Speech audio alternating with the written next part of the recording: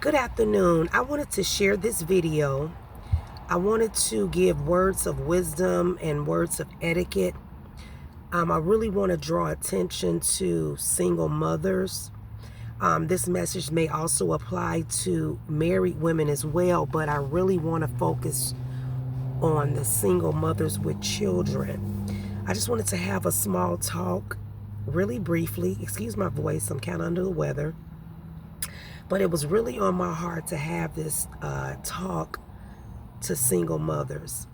Now, what I'm about to say, by all means, I'm not trying to tell anyone how to raise their children. I'm not trying to tell anyone how to do things in their home. But I do want to give words of wisdom, words of etiquette.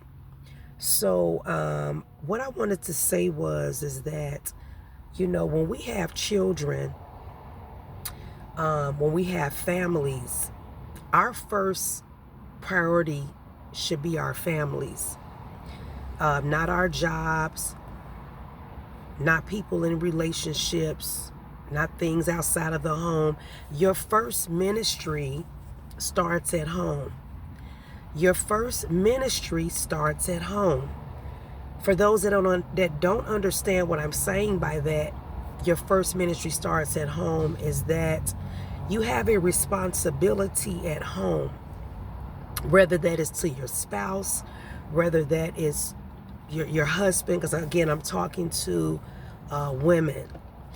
Your responsibility first is to your spouse, which is your husband, and or your children. What I want to talk about today is that I'm seeing a lot of situations where children aren't being cared for. They're not being cooked for. They're not being groomed. They're not being helped with their homework. Parents aren't taking the time to sit with their children and help them in areas to make their children better in education. Now, some of you may be saying, well, there are some families who don't have degrees. They may not understand. Listen, I get that. But if you know your child is struggling with reading, go take them to a library. Go get them a library card. Do something to help your child better themselves. Cook for your children. This is also showing a sign of love when you cook for your children. As mothers, we shouldn't get to the point where we're so lazy. And I'm speaking of, I want to say this because I get there are people that are financially unstable. They may not have the means. I get that. But there are people who can cook. You do have the means to cook for your child. You do have the means to cook for your son or your daughter. And some women are just lazy. They're just simply lazy. You have time to go to the club. You have time to, be with the man that you want to be with. But many women will push their own children to the side. They will treat their children like they're nothing. They will treat their children like they're not human beings. You have to take care of your children. You have to cook for them. Especially now that school is in. They should look forward knowing that they're going to have a meal when they get home. You eat. A lot of women will eat. You will take the time to eat, but not feed your child a healthy meal. Takis and hot chips are not healthy meals. You have to take time to take care of your children and cook for them. Wash their clothes. Make sure that they have the things that they need. I did a video before about cleaning up, how we shouldn't be nasty as women. But you have to take care of your children. You have to make sure they have what they need. I'm saying this because, working in education, when I hear a child says, oh, my mommy didn't help me with my spelling words. You're telling me as a parent, as a mother, You can't take the time to go over the multiplications with your children. You can't review things with them. You can't say, spell this word for mommy, because you don't have time. Listen, what type of generation are we raising up? That we can't spend time with our own children? We can't spend time, and hey, this is even for fathers. We can't spend time with our children. You can't take the time to read a book at night. You don't have the time to tuck your child in at night, to read them a bedtime story. I don't care if it's the Bible. You should make time for your child. And then, God forbid, if something was to happen, you're going to feel bad because you never spent time with your child. You can't read them a bedtime story because they're hearing words, they're hearing repetition, they're learning words when you read to them. You got to make time as a parent. You guys, this generation that I'm seeing right now, we don't have time. You don't have time to take them to church. You don't have time to help them with their homework. You don't have time to read to them. You don't have time to cook for your child. Something is wrong, you guys. I am 51 years old, and I have a lot of things that I need to share and pour out to women. And the Lord is allowing me to use different platforms to speak the wisdom, to speak his wisdom, because some women they may not know. They may have not had a mother to teach them things that a daughter should be taught growing up. So if I could help a young woman, if I could help a mother who may just not know, or there may be mothers that do know, but they are lazy. If you can make time to go to a club, if you can make time to spend with some man who's not your husband, if you can make time for these jokers out here, you can make time, you can make time for the child that you bore, for that child that you are raising. You have to make time for your children. They are your first ministry. Your home is your first ministry, not you running the streets and you asking people to be babysitters for your children because you're not making time, because you're trying to play catch up for the things that you lost out on. So now your child is suffering because you want to make up for lost times. No, that's not how it works. Once you have that child, you got to make some sacrifices. You got to make some sacrifices. When that child come home, you need to sit them down and say, hey, how was your day? What happened at school? Tell me what happened interesting in school today. Do you have homework? Not them going outside to play. Going outside right away to play. Some of you will send your children outside so you don't have to be bothered with them. You'll let them go outside, don't know who they playing with, don't know who house they going into. You just let them go free. With all the predators that are out here, you can have a neighbor that's a predator. You can have a neighbor that's a sex offender on the registry and you don't know it because you're not taking the time to get to know people. You're not taking the time for your children. That is your responsibility. God is going to hold you accountable for how you raise your children. He's going to hold you accountable how you raise them. Some of you will put your children in front of tablets. You will put your children in front of the television so you don't have to deal with them. And you're their parent. You're rearing them. You're developing them by how you're training them at home. That is your responsibility. If you are telling your child I'm not helping you.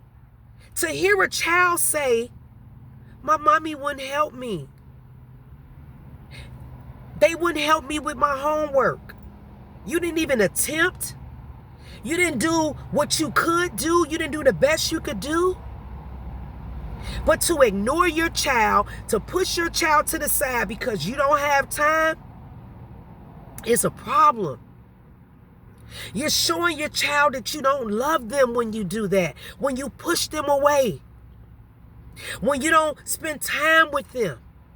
You know, I have 3 girls and a son, and what I would do when my children were smaller, I had times when I would take them out as a family. I would take all of them out together, but then I had days where I spent maybe an hour or 2 with each one of them one-on-one. I would do one-on-one time with them so they could feel special in their own way. I would do one-on-one time with them.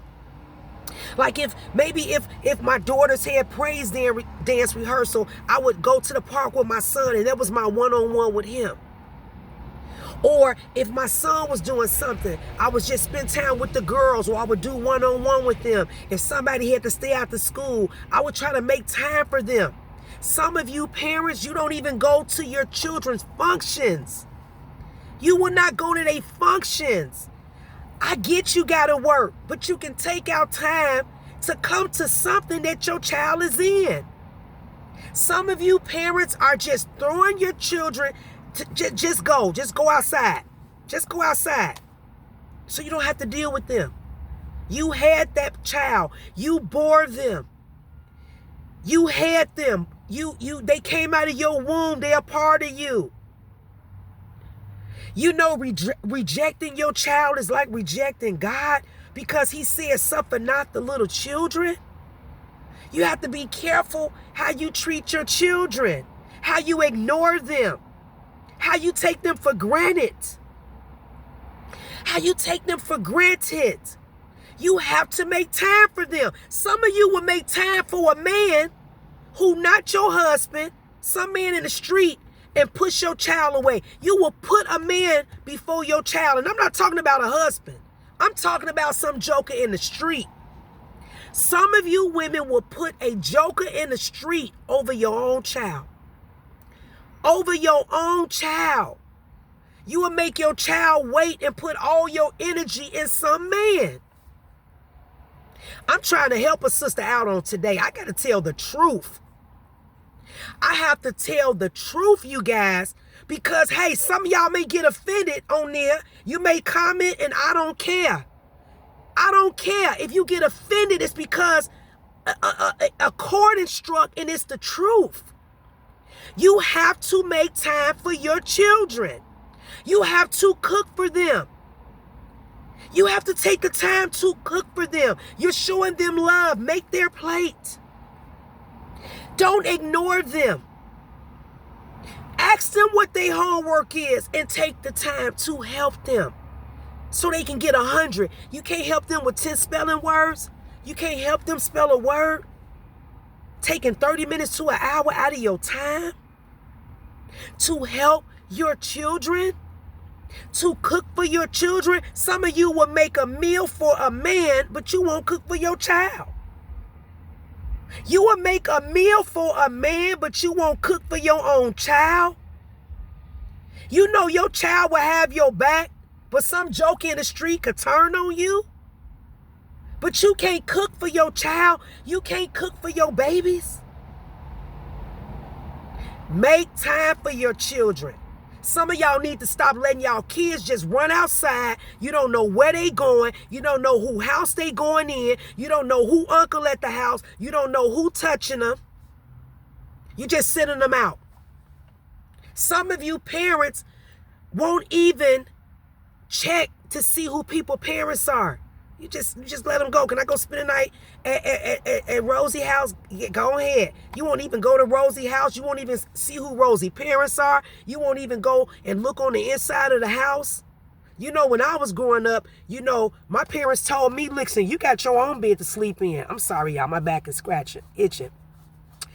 You know, our parents, I'm old school. They would tell us, listen, you got your own bed to sleep in. Parents didn't let you just sleep at everybody's house. And now things are changing. Some of these mothers and fathers, you just let your child just sleep anywhere. You let them lay their head anywhere. You ask my kids, I didn't care if I knew the mother well. She could have a boyfriend over there, uncles could be there. I was asking questions. Or you just can't go. Some of you mothers need to start asking more questions. Listen, I was that mother that, hey, if somebody was having a birthday party, I'm going to that party. I need to see what kind of music y'all playing. I need to know if there's some smoking and drinking going on. Some of you parents won't even check to see where your children are going. You just send them off. You just send them off. You don't take the time to see what they doing. You won't take the time to check the internet. You won't take the time to go through their phone. Some of y'all just want to give them the phone, the game, and the tablet, and just go in front of the TV. You are harming your child when you do that. You are harming them. You're doing more harm than good, pushing them away. Some of you won't even have a conversation with your children. Talk to them. See what's going on in their head. See how their day is going. See how their thinking is. See if they're being bullied. Just talk to them. That's why it's good to have family time at the dinner table. Do you know cooking for your child is a good time to open the doors of communication? If you don't practice communication with your children, they won't know how to communicate as they get older. They won't be good communicators with other adults. That is part of training them. I want to challenge some of you on today. If you're not having family time at the dinner table, start doing that. That is a good time to say, hey, everybody put phones away and just talk.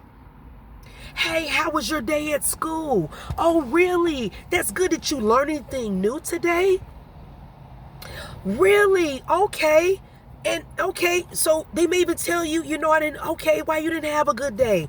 I'm so sorry to hear that. Things would be better. You should be the number one cheerleader for your child. You should be the number one encourager for your child. You should want your child to be better than you. You should want them to go farther than you. So if your child is struggling with reading, I'm going to question you as the parent.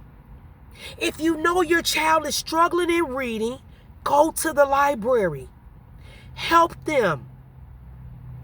Read to them at night.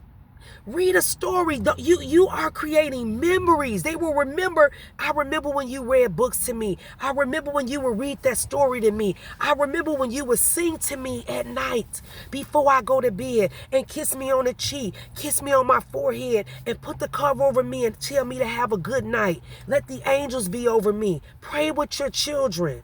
Pray with them. Spend time with your children. Cook for your children.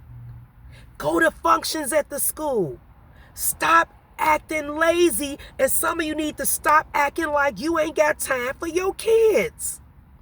Make time for your children. This is what I wanted to share. This is what I wanted to share. This was on my heart. I wanted to give words of wisdom. I wanted to share words of wisdom to a mother, to a woman out there who needs reminding that your home is your first ministry. That is your first ministry. Your home. Taking care of your family. Amen.